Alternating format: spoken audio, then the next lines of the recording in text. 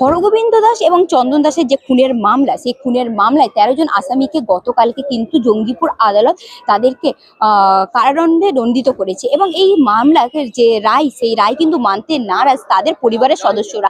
এই রায়কে সম্পূর্ণ ভুল প্রমাণিত করার জন্য তারা কিন্তু আজকে হাইকোর্টে দ্বারস্থ হয়েছে, এবং হাইকোর্টে দ্বারস্থ হয়ে তারা বলছে যে তাদের যে পরিবারের সদস্য রয়েছে তাদেরকে ফাঁসানো হচ্ছে। এবং এই মামলা সম্পূর্ণ দেখছে আইনজীবী ওমর ফারুক গাজী। আইনজীবী ওমর ফারুক গাজী কি বলছেন আপনাদেরকে সরাসরি শোনাবো। যদি একটু বলেন। আমরা হাইকোর্টে দ্বারস্থ হয়েছি, যেটা মুর্শিদাবাদের ধুলিয়ানের মার্ডার কেসে যে 13 জনকে যাবজ্জীবন কারাদণ্ড দেওয়া হয়েছে, তার সুবাদে আজকে আমরা অ্যাপিল পুরো রেডি হচ্ছে, আমরা হাইকোর্টে ফাইল করবো এটা। আচ্ছা, মূলত কোন কোন বিষয়গুলো আপনাদের মনে হয়েছে যে যেখানে এই যে ইতিমধ্যে তো সাজা ঘোষণা হয়ে গিয়েছে, এখন আপনারা পারেননি উচ্চ আদালতে আসতে, পুলিশি তদন্তকে কিভাবে দেখলেন আপনারা? পুলিশি তদন্ত টোটালটাই ভোগাস একটা তদন্ত, যেটাতে আমরা একদম পুরো প্রথম থেকেই সব মানে ইয়ে ছিল। আমাদের এই মামলাটা যখন আমাদের কাছে এসেছিল, তখন দেখবেন মুর্শিদাবাদে টোটাল 11 তারিখ এবং 12 তারিখের ইনসিডেন্টকে কেন্দ্র করে 372টা এফআইআর স্টার্ট হয়। তার মধ্যে 3 জন গুলি খায়, একজন গুলি খায়, তার নাম হলো ইজাজ আহমেদ, যেটা 11 তারিখের ঘটনা সাজুর মোড়ে। আজকে যেটা হচ্ছে সারা রাজ্যে, যেটা হলো একটা মানে কোনো একটা হিন্দু মার্ডার হয়েছে, তার জন্য মুসলিমদেরকে সাজা দেওয়া হয়েছে। এই প্রশ্নটা আছে আমাদের কাছে। যখন এই কেসটা আসে, তখন দেখা যায় যে 204 নম্বর একটা এফআইআর আছে। আমি আপনার কাছে আজকে যেটা বলতে চাই যে এটা পুরো ডকুমেন্টেড ফ্যাক্ট।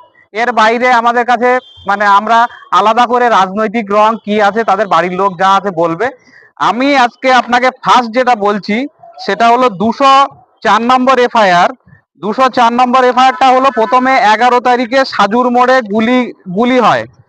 সেখানে সাজুর মোড়ে যে গুলি হয়, সেখানে ইজাজ আহমেদ বলে একটি 21 বছরের ছেলে যে মার্ডার হয়, সেটা পুলিশের গুলিতে নিহত হয়।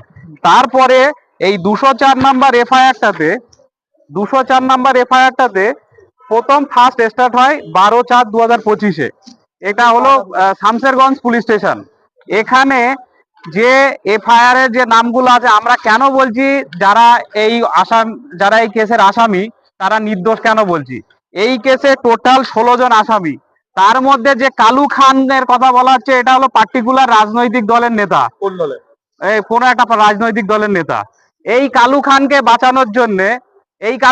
বাঁচানোর জন্যে আমাদের যে কালু নাদাব যে হলো কাপড়ের ব্যবসা, সেই কালু নাদাবকে তুলে আনা হয়েছে, এই কেসে ট্যাগ করা হয়েছে। তাদের বাড়ির লোকেরাই বলবে তারা কিভাবে এই পুরো জিনিসটা। কারণ যখন 11 তারিখের ইনসিডেন্ট হয়, তখন এলাকা পুরো ছাড়া, কেউ এলাকায় ছিল না। পুলিশ তার ইচ্ছা মতো যেখানে যাকে প্ল্যান করা, যেখানে যা অস্ত্র দেওয়া, সেখানে তাই প্ল্যান করে এইটা করা হয়েছে।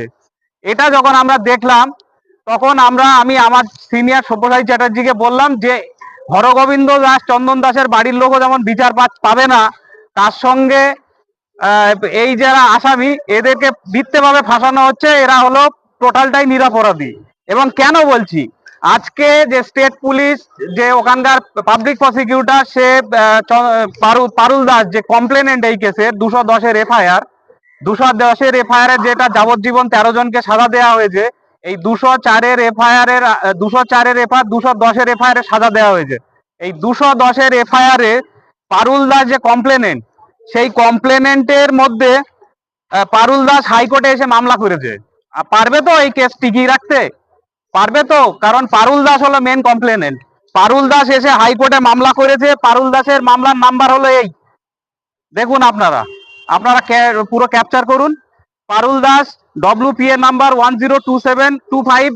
ইনি এই মামলাতে বলেছেন যে আমরা সিবিআই চাই, কারণ আমরা স্টেট গভর্নমেন্টের পুলিশের ওপর আমাদের কোনো ফেথ নেই।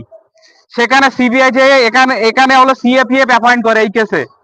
তারপর পারুল দাস যখন উইটনেস বক্সে ওঠে, পারুল দাসের উইটনেস বক্সে হলো এই, কালকে যিনি শুভেন্দু বাবু যাকে নিয়ে, আমি তো বলছি উনিও ভিকটিম, ওনাকেও ভিকটিম সাজানো হচ্ছে। এই পারুল দাসের যে কেসে দেখবেন, পারুল দাস এখানে আমরা যখন ওনাকে বললাম যে আপনি হাইকোর্টে কোনো মামলা ফাইল করেছেন, তখন উনি বললেন না, আমি কোনো মামলা ফাইল করিনি, আমি মেডিকেল পারপাসে হাইকোর্টে এসেছি। তাহলে এই কেস টিকিয়ে রাখতে পারবে তো অ্যাপিলে? আমাদের রেকর্ডের জন্য আপনার পুরো নাম। আমার নাম ওমর ফারুক গাজী, এই কেসের অ্যাডভোকেট অন রেকর্ড, মানে অভিযুক্তদের তরফে আইনজীবী। ধন্যবাদ।